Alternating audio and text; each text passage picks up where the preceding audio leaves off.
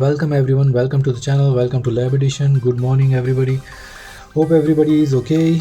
And today I'm going to show you how to check the latest iOS on the iPhone 7, 7 Plus, 8, 8 Plus, iPhone 6, 6 Plus. How to check your the latest software update, is it available or not. So just get into the settings. In the settings, check general. In general you'll see software update, but here in the general, in the settings on top, I'm already having this notification software update is available. You can just go directly from here. Also here this is iOS 15.7.9 is available. You can download and install. Just gonna download, it's gonna verify your password. Just gonna put my password in, and then we are done. Now it's supposed to have the agreement. We have to agree the terms and condition from Apple,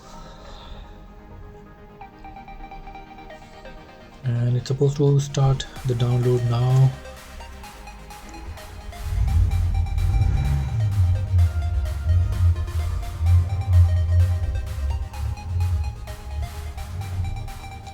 There we go, it's downloading now, about 21 minutes remaining.